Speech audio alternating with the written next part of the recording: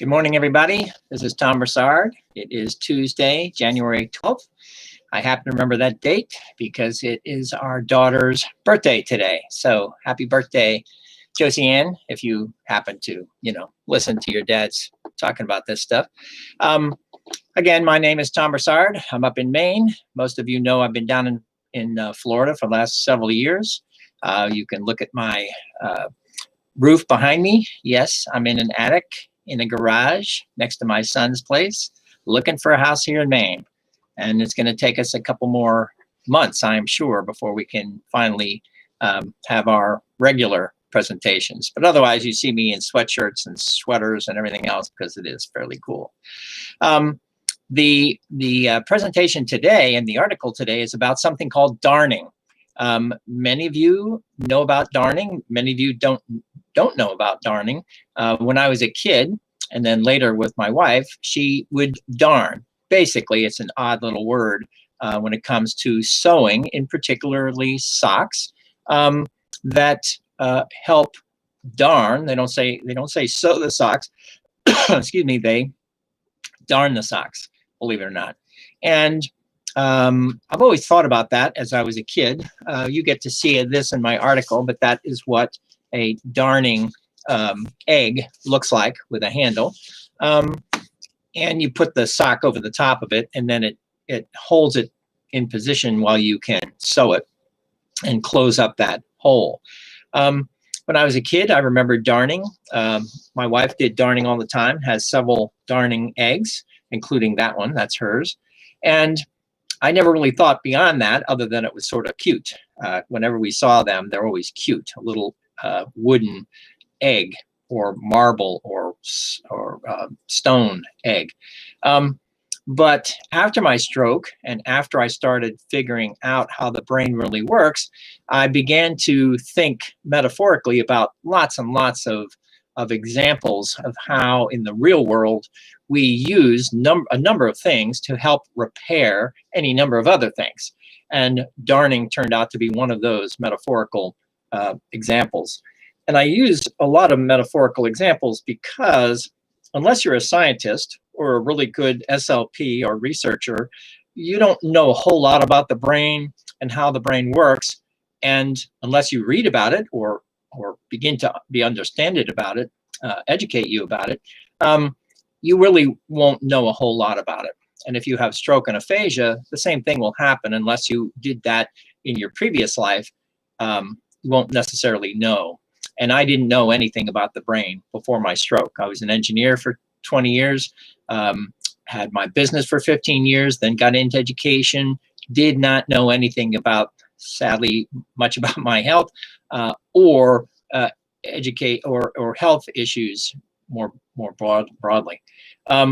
And it wasn't until after my stroke when I began to get better, began to understand that there were any number of stories that could bridge between the science and how the brain works and how the normal public can better understand it without using all the scientific words that help you better understand it. So that's why all of my work typically has to do an awful lot with metaphorical understanding of how the brain works so that everybody can see it, whether you're a scientist or not.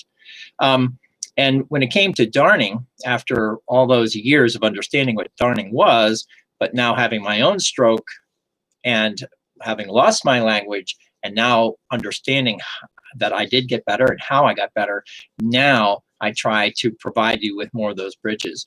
So in darning's case, as an example, I really appreciated when I thought about it and went looking on the internet, and this particular example, definition of darning: restoring the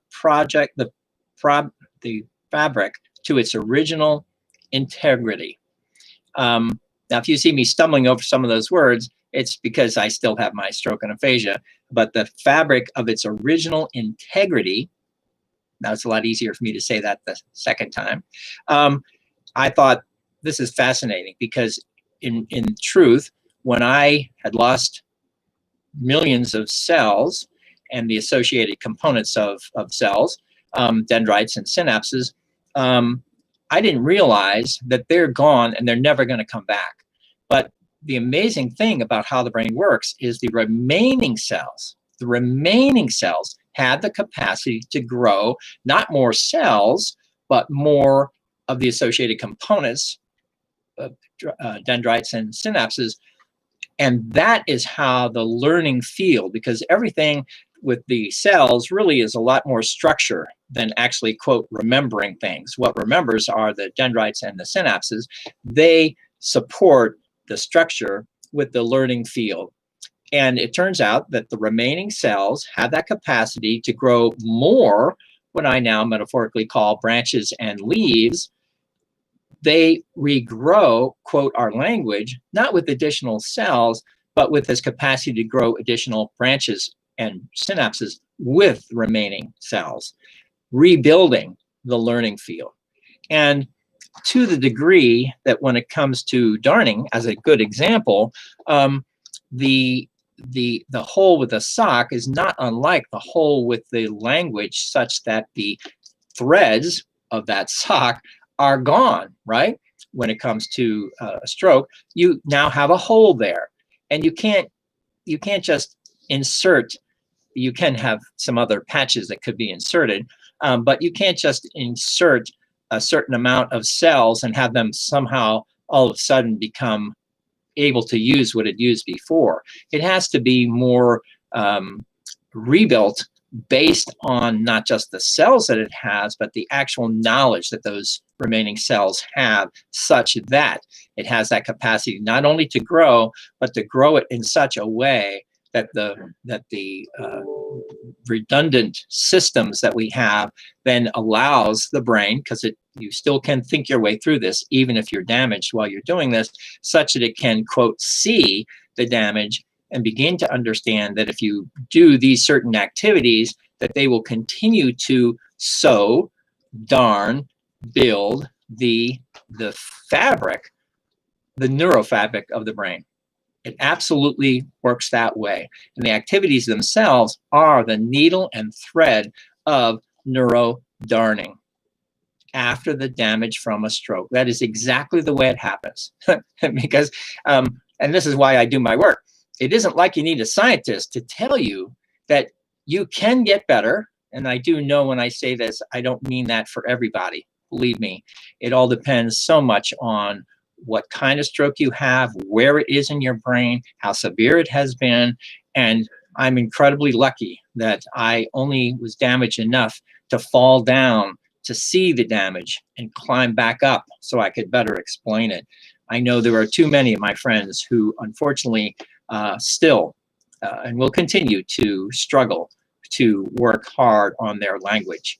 Having said that, many of those friends do get better every single day.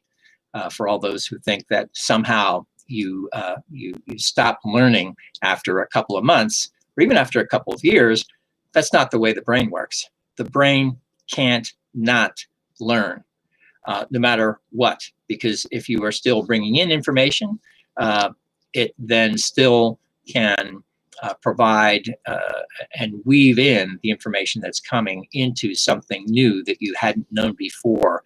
Even if you had lost it before, it will gradually rebuild what it had done before based on its capacity with those remaining cells. So it does turn out that the activity themselves, what is otherwise called experience-dependent neuroplasticity. Plasticity has that capacity to create neuromatter. It converts, not unlike photosynthesis, where it converts light into sugars. Plasticity converts thought and other activities into neuromatter. And if you even have watched any of the videos of cells growing, not new cells, but the cells growing more dendrites and synapses in front of your eyes, you get to be able to see how it works with the brain based on those cognitive activities going forward.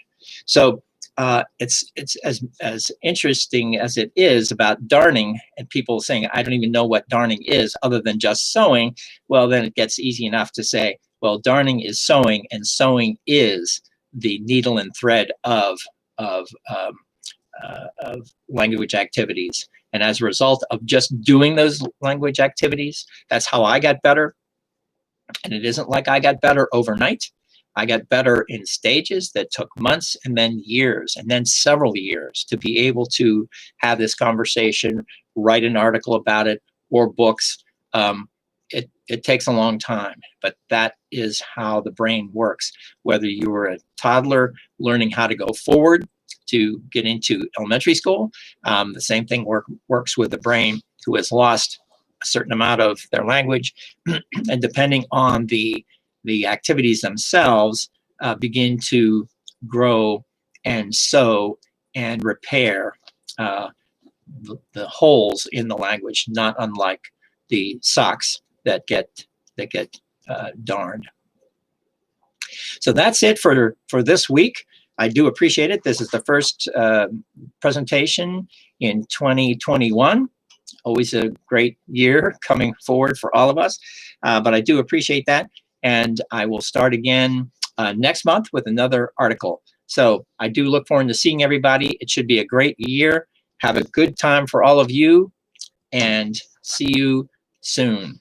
Nice to see everybody. Take care of yourselves. Bye-bye.